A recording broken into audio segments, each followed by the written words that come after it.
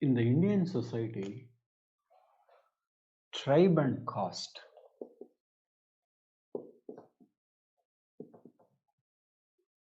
and the relationship between the two is in a way, a dynamic issue.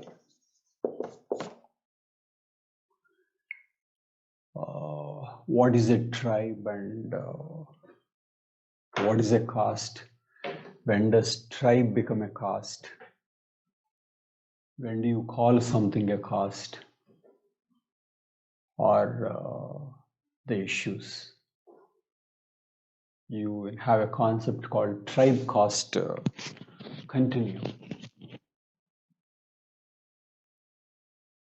So here we are going to examine one particular tribe.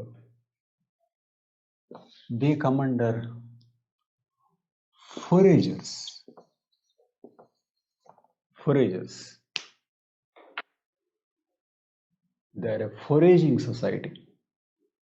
Foragers means hunting and gathering. So hunters and gatherers should be considered tribe. And currently they are called a PVTG, particularly vulnerable tribal group. Okay.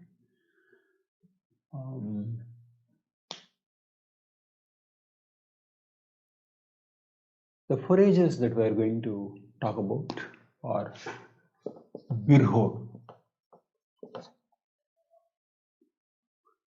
Birhors. And we are going to see the image of foragers that we get from a book like Ember and Ember, Cultural Anthropology, is different from the foragers we get in, say, something like Central India. So foragers of Central India are connected to the society that it is possible for some to say that they are like a caste relationship. N K Bose, for example,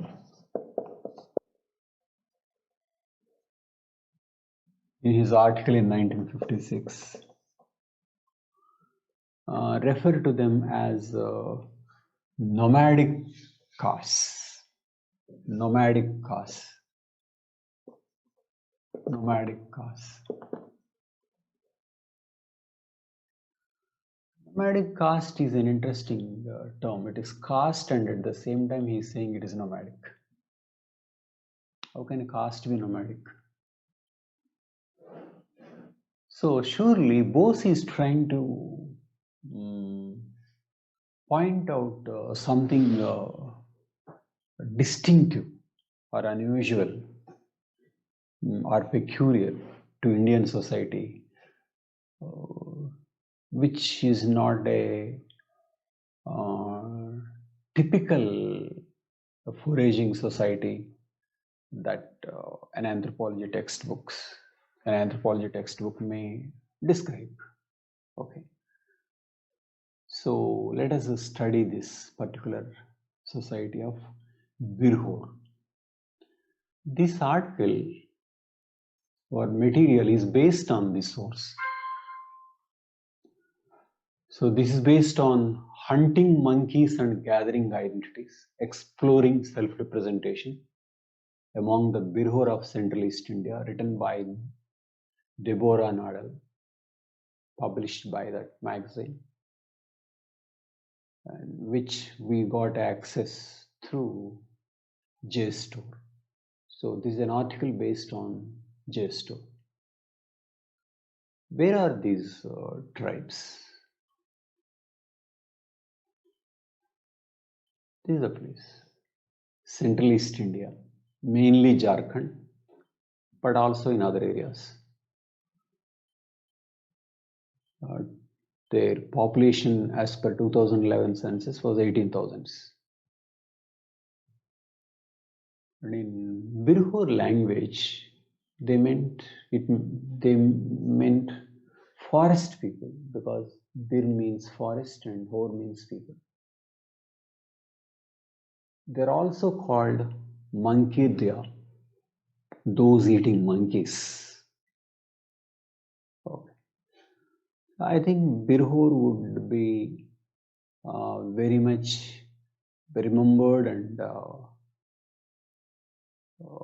characteristically identified as some people who eat monkeys.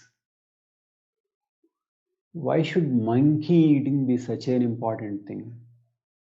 Because in Hindu India, monkey is considered sacred. His representation of Lord Hanuman. So monkey eating is an extremely rare thing.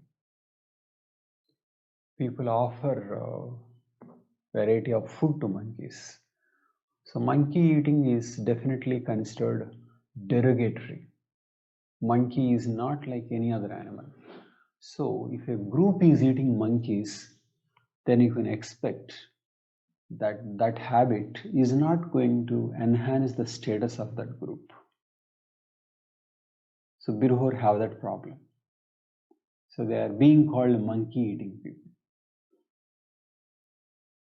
Okay. But then they linked themselves to Hanuman. There are certain myths about their society. You know, myth is a way of conveying what they are. In one myth, they say that they link their origin to Ramayana. You know, in Ramayana, Ravana wanted to catch Hanuman, but he couldn't be caught. Ravana called Birhors, and even Birhors couldn't catch Hanuman. And then Hanuman took pity on them, Birhor, and Hanuman only taught them the technique of catching monkeys. And in that way, he allowed himself to be caught by the Birhor. Okay, so that is one myth they have. And they want to say they are distinct according to another myth. There were three brothers, two went out to fight against the chiefs of the country, and one remained in jungle as he saw one bad omen. The two became victorious, came back, and ridiculed the brother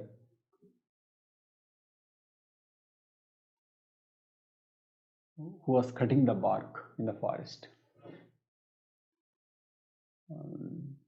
When they ridiculed this man, replied, yes, I am what I am, and I am proud of it. I'm not going to change. So the myth wants to say that some went and became prosperous. For example, they became rajas, and those who stayed back were proud of their identity.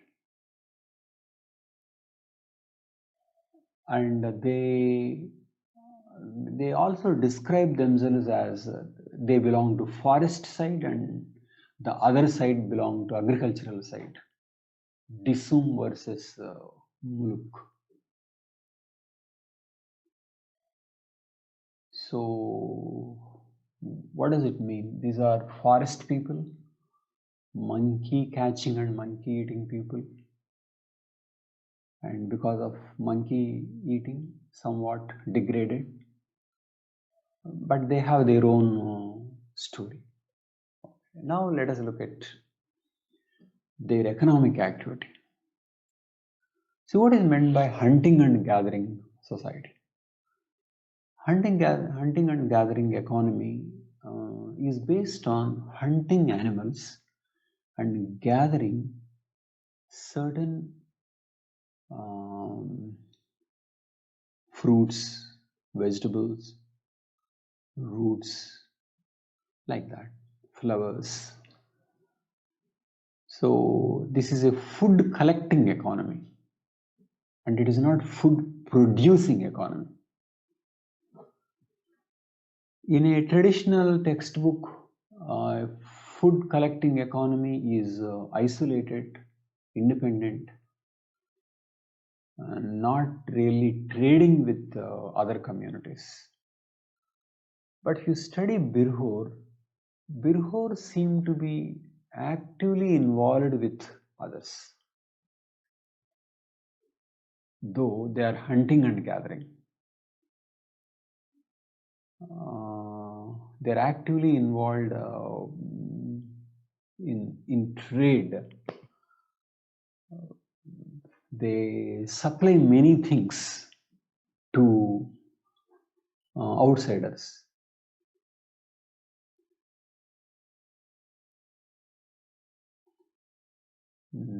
They supply nets, baskets, bags. Of course, in recent years, monkeys for the purpose of labs to make hides, but never for the meat. And they are also diviners, sorcerers, experts in traditional medicine, herbs, roots, dry mushrooms, animal body parts. Okay. So they are doing all these things for many, many years. Okay.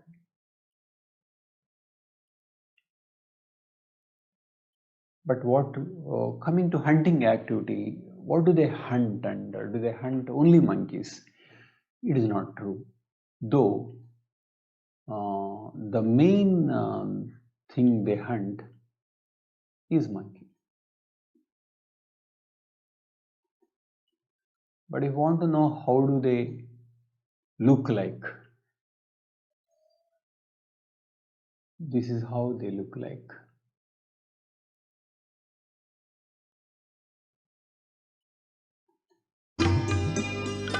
सरकार द्वारा पहुंचाई जा रही आधुनिक चिकित्सा सुविधाओं का लाभ भी इन्हें पहुंचने लगा है।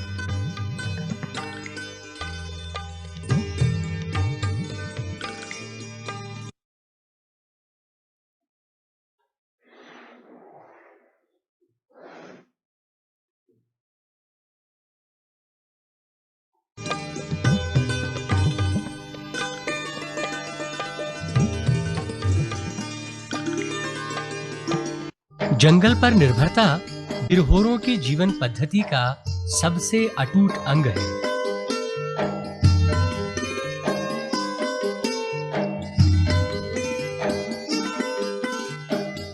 ये जंगल से प्राप्त होने वाली फायदे और नुकसान का सहज ही अनुमान लगा लेते हैं।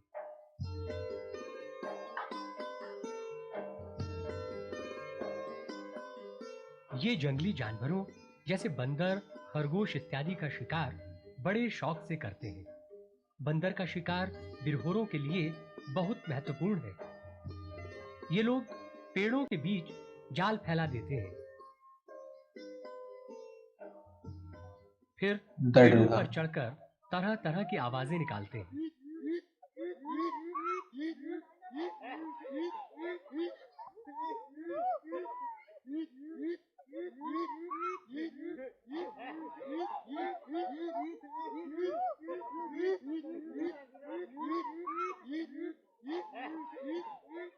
इन आवाजों से बंदर भयभीत होकर इधर-उधर भागते हैं। इसी भागने के क्रम में वे जालों में आ फंसते हैं। बिरहोर फिर उस शिकार को बड़े गर्व से अपनी बस्ती में ले जाते हैं।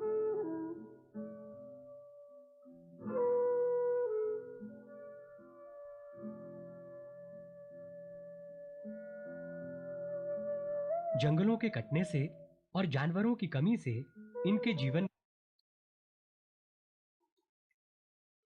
So they are famous for catching monkeys with net. Okay, they make those nets through some croppers. So they make the nets, and they're good at that. They're good at nets, ropes. So essential method is net. And monkey is their favorite hunt. It says that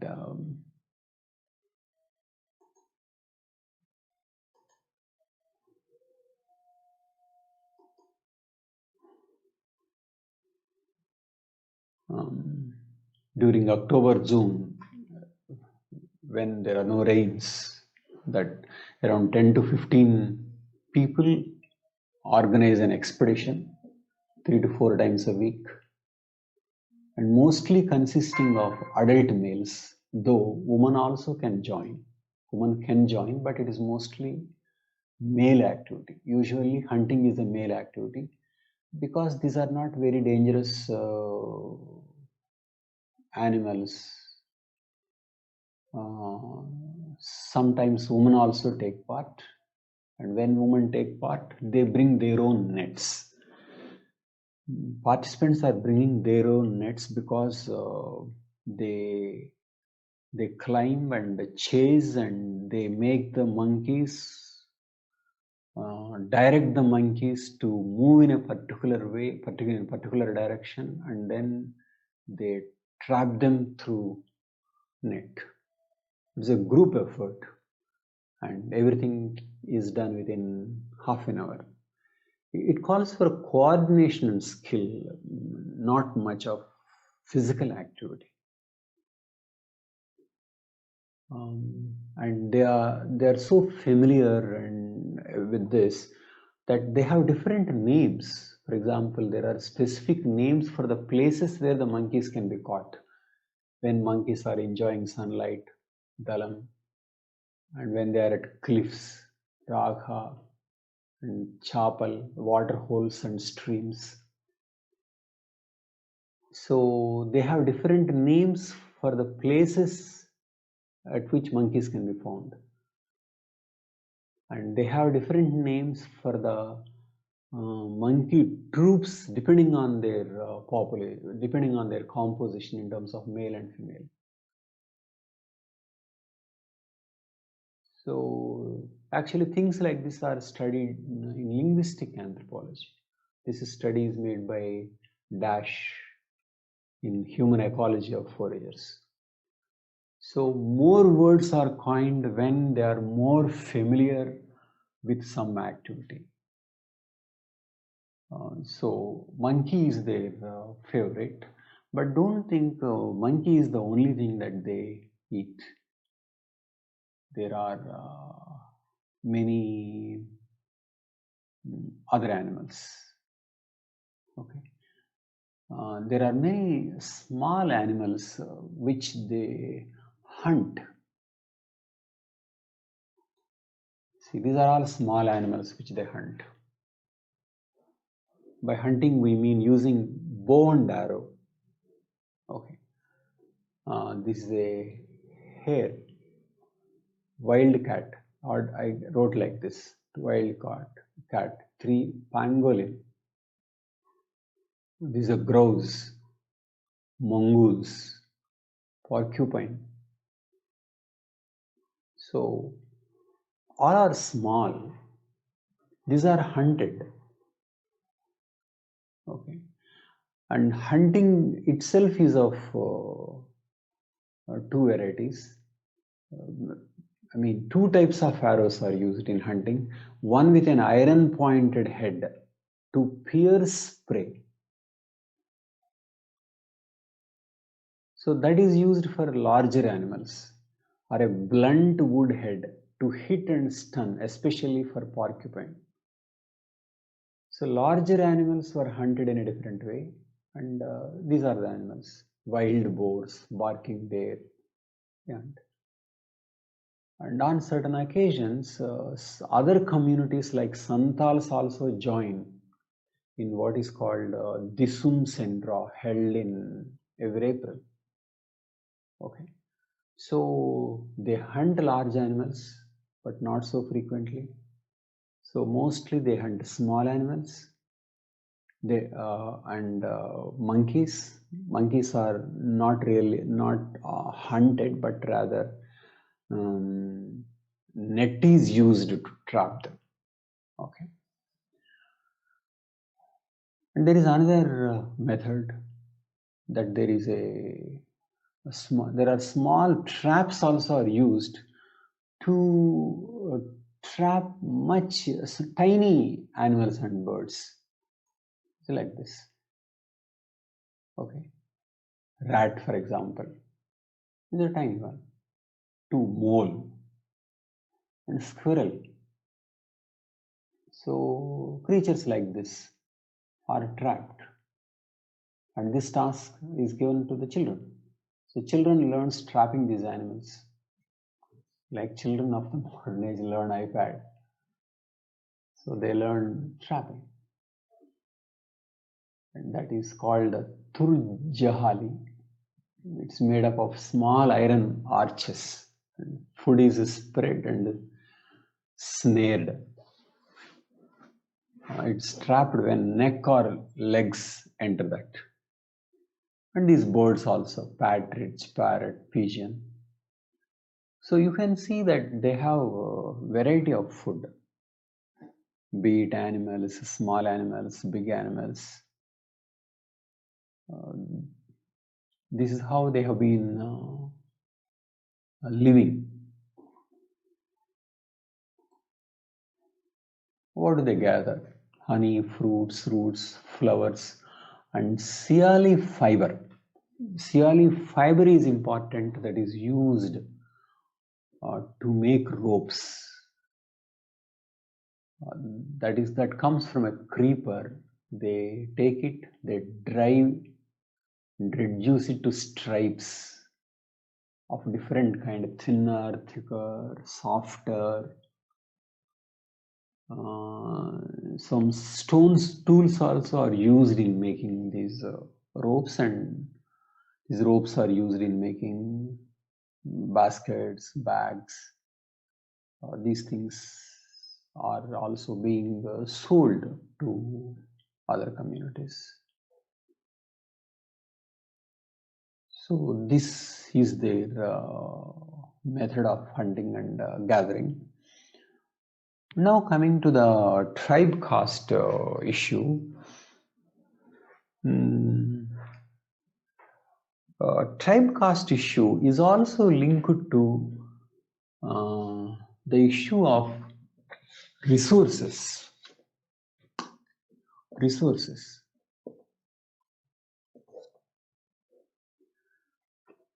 Probably when the area was resource abundant, they lived an independent life. Okay. N K Bose says that for hundreds of years, Birhors were closely connected to the outsiders. Possibly, but in distant past, they might not have been connected at all, because in a thick forest, independent life is possible without any connection. So you can watch some Brazilian tribe which is also hunting monkeys, but you can see that's a very rich tribe, and that is endowed with many resources. You can watch this, see how they can be. It's dawn in the rainforest, and high in the treetops some of Tambopati's most curious residents begin to stir. In Brazil alone, there are over 100 different kinds of monkey, more than any other region in the world. And 9 new species have been discovered in the last decade.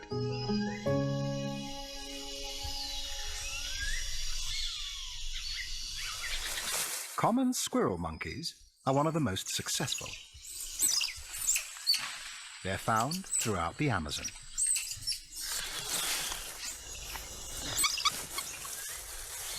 Squirrel monkeys grow up fast, and by 10 months, they've left their mothers. But for a young, inexperienced monkey, life is precarious.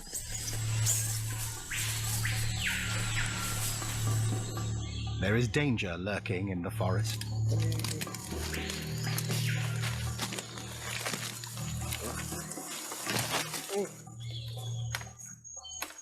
The Martis tribesmen are on a monkey hunt.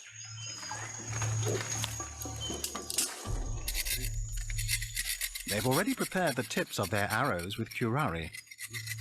But catching a fast-moving target takes more than a lethal weapon. So they turn once more to the forest plants to gain an advantage.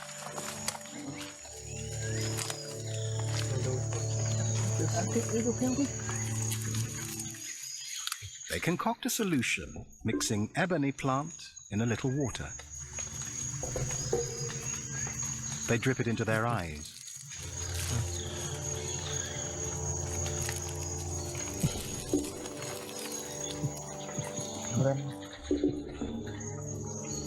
The procedure is excruciatingly painful.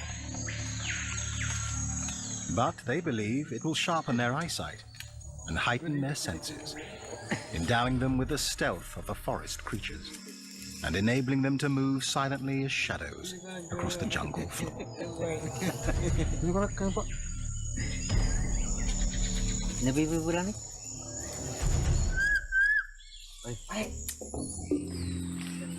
Armed and ready, they head into the forest.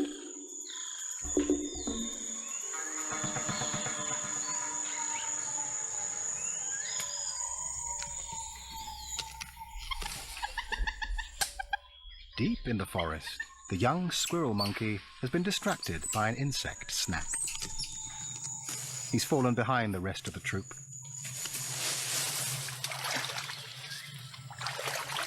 Below him, a predator stalks.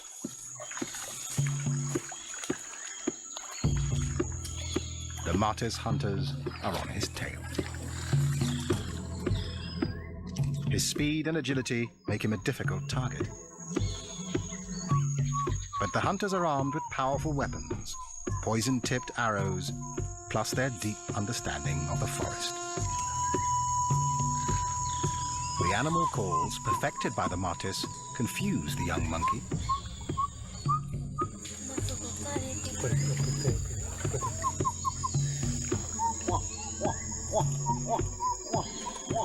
He's naturally inquisitive and moves closer to the calls. A fatal mistake.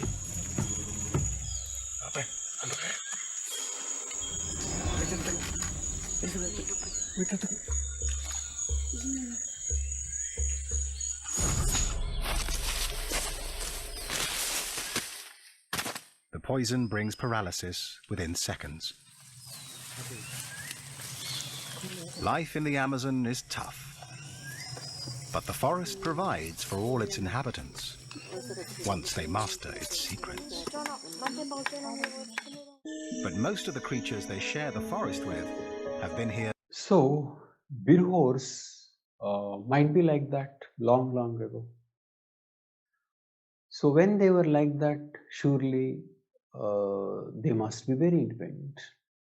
But over a period of time, as they lost their resources, they would have to depend on others, got into a trading relationship and dependency, then they become more like caste. So resource position is also an important issue. But now let us see what they are now, particularly from 1950s onwards. 1950s onwards, their position is very bad.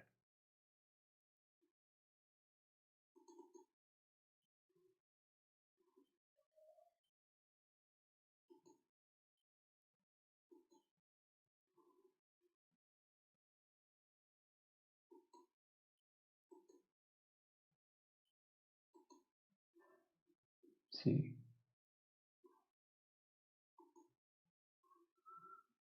one natural park came up, Tiger Reserve, and national forest policy led to loss of their rights. Now they have only right to collect minor forest produce. Certain things banned and hunting banned, and a lot of deforestation is taking place. Reduced creepers and prey, and certain developmental activities, so-called developmental activities, came up. The government constructed colonies to settle them, forcing them to lead a sedentary lifestyle. And finally, they have rehabilitated through subordinate labor as agricultural laborers, tractor drivers, rickshaw pullers, household laborers, manual workers. Okay. But of course, in 2005, one study shows that road making is still an important activity and second important activity after agriculture. Okay. Now nets or repairs, new nets or repairs to the old nets are made with plastic thread. So what is happening since 1950s? It is a deep erosion of resources, state intrusion of so-called developmental activities, loss of the resource base. So much that some studies say that they have even taken to begging. For example, a 1974 study by Adhikari says that men are, in the guise of sadhus, are begging. And 2008 study shows that women and children are seen begging at weekly markets at mass.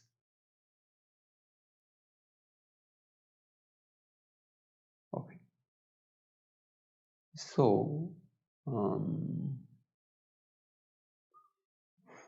so at one time quite independent, and then loss of independence,